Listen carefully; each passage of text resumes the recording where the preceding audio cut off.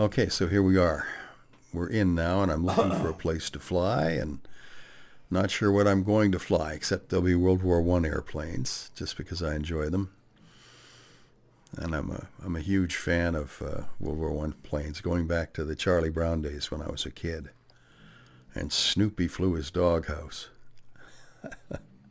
In Warbirds, they made a flying doghouse that you could dogfight in on special days. It was, or from on top of. It was pretty fun back in the day. That was in, of course, 2D. Warbirds is still around, although it's struggling mightily. I don't know if it's got 10 guys playing regularly. It's too bad. We used to have 200 guys on and 200 guys waiting. But the world changes, and you move on with it. So let's just keep plugging away here at IL2, and I'll tell you what I'm going to do today. I'm just going to see if my controls work. I've got NextSafer on, but I didn't do everything I needed to do to get it to work in IL2, because IL2 is not an OpenXR game, so I have to fart around a bit to get OpenXR NextSafer working in it. So here we are. Now I just have to remember what I mapped to stop the pause. Oh, there it is. Okay, figured it out. Well, we've got the Aldous sight and the wider window on top of the wing, which is a good thing, I think. It was often modified in the field until it became an official modification.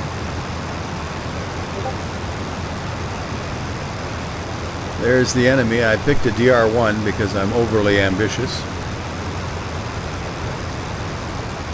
I frankly haven't had much luck against DR1s in IL2 because they roll better than the camel. And that's probably makes sense because the camel had to put ailerons on all four wings because the roll rate was terrible. I mean, it's always going to be bad going against the torque of the engine because it's a rotary engine. The cylinders rotate around the cylinders, so you get a ginormous amount of torque. There, I think I tried to do a kind of a half roll, a snap roll, to bring me around to his back a little quicker, and all I succeeded in doing there was nearly stalling the airplane and falling out of the sky. This would have been a shorter video. And by the end of it, some of you may be saying, why couldn't he have just crashed? Oh no. Oh, that's not good. That may leave a mark. Now I gotta try and not crash here while I get some speed. He seems to be managing his E better than I am because he's got altitude and he's doing a lovely little kind of a loop fight. But I think some of that is more perception than reality. I just have to handle the camel a little bit better and keep the speed up and be patient. Because right now I don't have enough energy to loop up, do a half loop, and get onto his sick. I have to do his six. Although that would be sick to be on a six.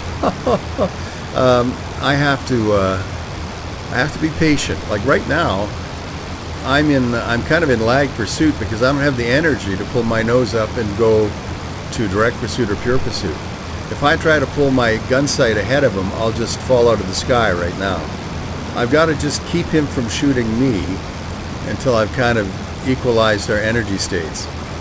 And up to the days of jets that had more than 1-to-1 thrust ratio, even through World War II, most dogfights would eventually circle down to ground level because the airplanes just couldn't keep turning indefinitely at the same rate. To keep their rate of turn up, they had to use gravity to help accelerate. And that's what I'm doing here. I'm doing little kind of yo-yo turns, pulling the nose up, pushing it down. There, I didn't give it enough. The camel will actually turn really well to the right, as it did, I think, in real life. You needed left rudder to do it. And in fact, I think you needed left rudder to turn left too, but rolling to the left was really hard.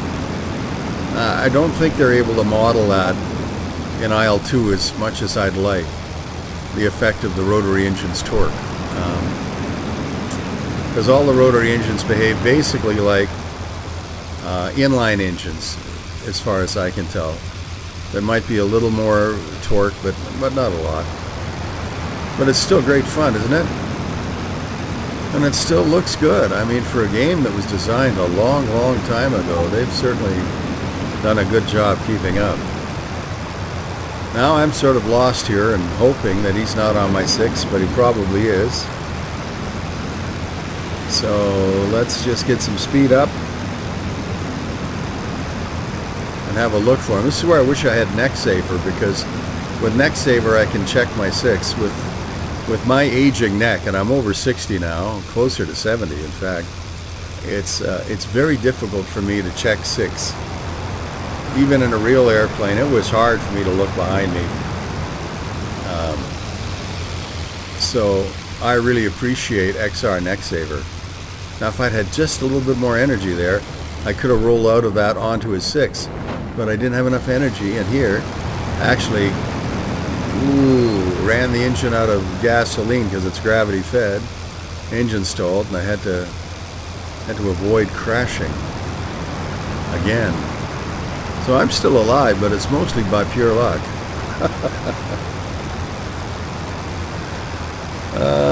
Well, nobody said being a fighter pilot was going to be easy.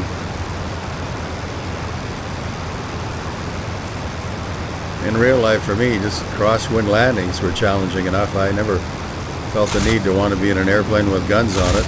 Oh, we're getting some shots now.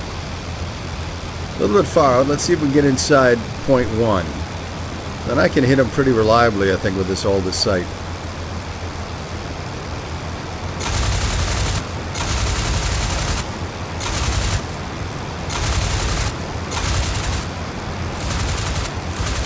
We're a little far away still. We'll see what happens. We'll get into there. Now we're only 10 away. What's that, about 100 yards? Yeah, I hit his tail. If I can hit him in the fuselage, there. I think I might have killed the pilot. Oop, lost sight of him.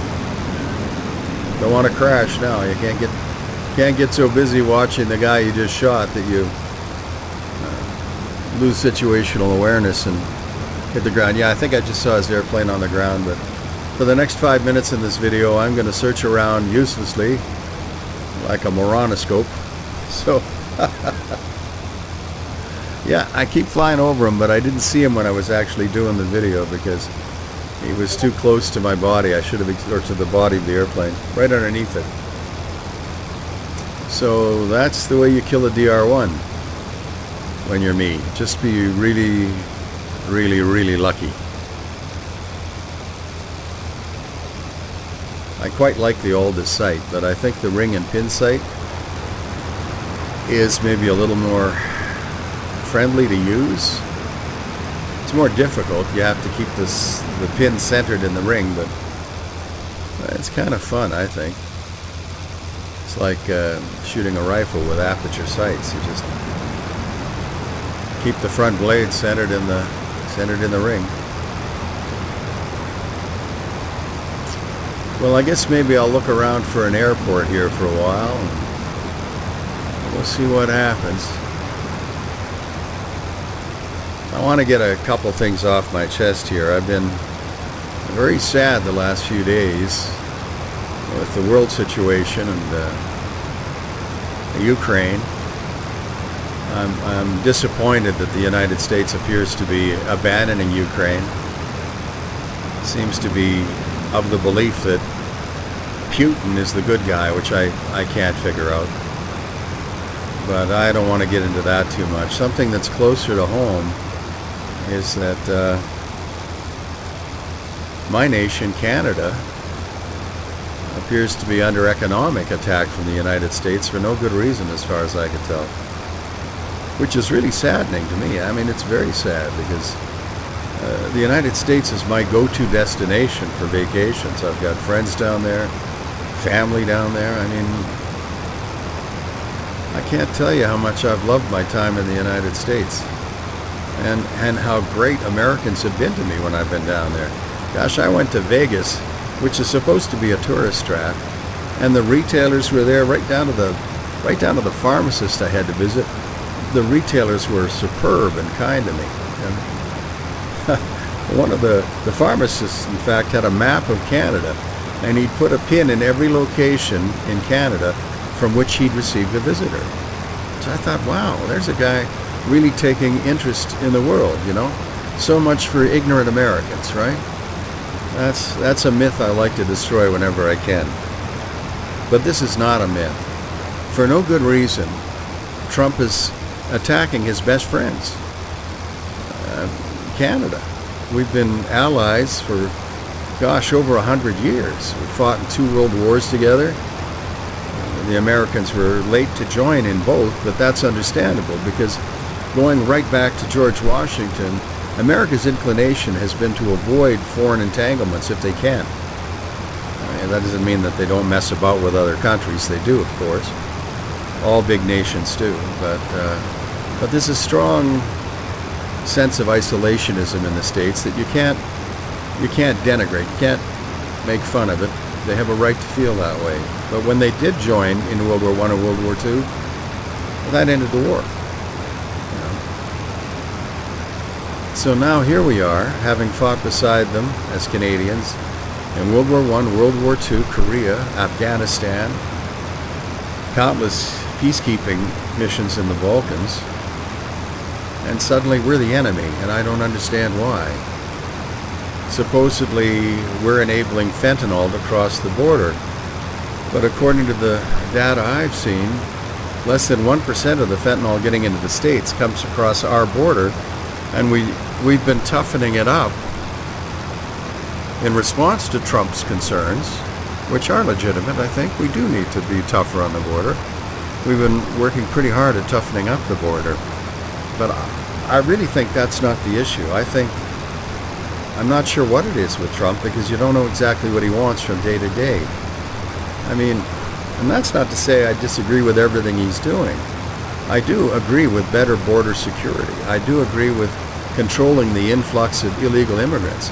I would hate to live in Texas, where they've had so many problems, and I have to admit, I found it kind of funny and amusing in a sad way when the Texans started putting some of these border crossers on buses and sending them up north to New York. I mean, okay, maybe you should understand what they're going through before you criticize them for wanting a wall.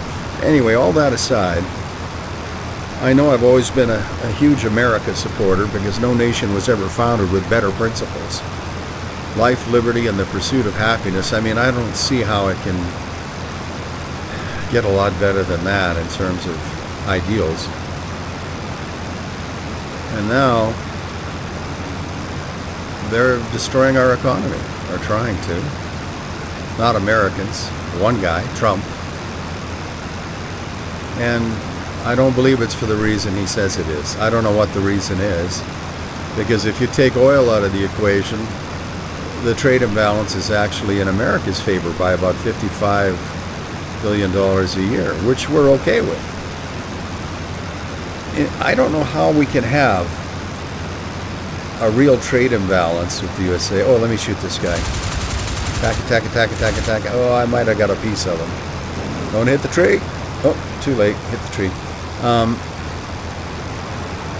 America has 10 times as many people as Canada, and yet we are its biggest trading partner.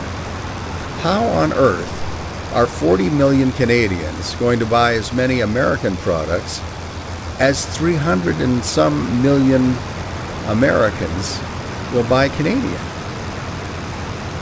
I mean, that's not a trade imbalance. That's just a fact of the political landscape, the economic landscape, and the populations. But anyway, I hope we can get it all straightened out soon, because I had planned to come down to the States and have a few days with a YouTube golf instructor that I really admire in North Carolina. I'm not going to mention his name. Brilliant guy. I was going to drive down there for a few days and visit the States and maybe see some friends, but No, not now. I will not visit the States again until Trump is out of office.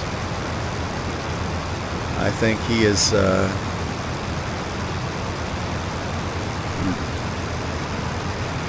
I don't know exactly what's going on with him. As I say, I don't disagree with everything he's doing, but attacking Canada, your best friend, and then saying Ukraine should just basically give up, give Putin whatever he wants with no security guarantees. Isn't that sort of like letting a robber and a rapist finish before you stop him, and then letting him keep what he's taken? I don't understand the reasoning there. Since 1946 and NATO, how many times has a NATO country invaded Russia? Well, the answer is 0. And yet Baltic nation states are raging to join NATO because they're afraid of Russia. Why? Because while never invaded by a neighbor itself, Russia has invaded its neighbors, some of them, like Chechnya and Georgia, twice, and as many as 12 times in the last 30 years. So, who's the existential threat? NATO to Russia, or Russia to its neighbors? I think the answer is pretty clear. I think Trump has misidentified the enemy in both cases. And I am very sorry that that's the case. And there's nothing I can do to stop it. And I don't want to start a hate campaign because, you know, in Canada we kind of love the United States. We stood beside America in every situation you can think of. Anyway, I hope it gets straightened out soon. And in the meantime, I think I'm just going to try and land this airplane in the snow somewhere, since I can't seem to find a runway anywhere. Well, it's not unusual for me to be lost. I can get lost trying to find the bathroom in the morning. That might be part of the aging process. I kill the engine here, and I'm just going to try and glide in for as gentle a landing as I can do, considering I believe I have damaged or even lost the left gear on my airplane from that minor disagreement with the trees back then. Honestly, the way they reach out and grab your airplane, it's just kind of disgusting and disheartening. All right, let's get the nose down. Never try to stretch a glide. All right, let's start raising the nose a little bit and see if we can touch down gently. It'd be nice to hit right gear first. Yeah, right gear, and now it's, yeah, it lost the gear, so. But that's not bad. We just did, that was, by my standards, you listen, we can maybe use the airplane again. We'll probably have to fix the gear, fill a tire. But I've made a landing, and we might be able to use the airplane again. Hey, that's progress. Listen, my American friends, if you're watching this, I hope you're not too upset with me. Because when all of this trade crap is over, I do want to go back to visiting the United States and enjoying being with my friends and neighbors again. Thank you for watching, and I hope you'll come back.